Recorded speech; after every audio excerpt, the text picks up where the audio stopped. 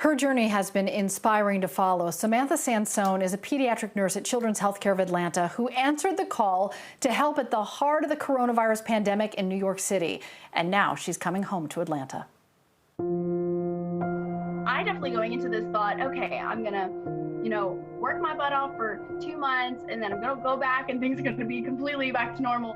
I need to keep on reminding myself that things are not gonna be like they were before coronavirus.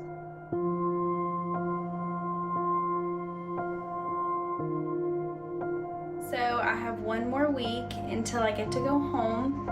So that's 4 more shifts. I am packing up the last of my stuff. I'm the last traveler on the unit who has been there since day one. All the people that's their home unit, they're taking this time off because they were working so hard before we got there. And then there's people who have just been working a bunch of overtime because they know, other people have families and stuff, and they're very selfless people.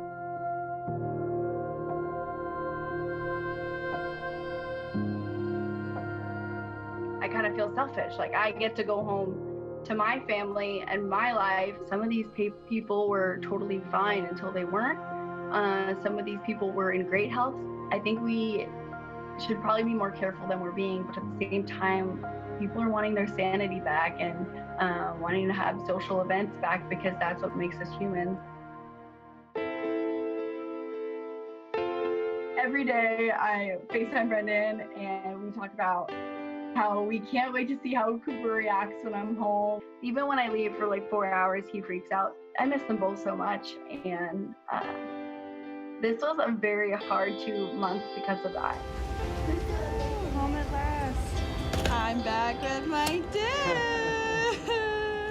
So happy. Hey, dude.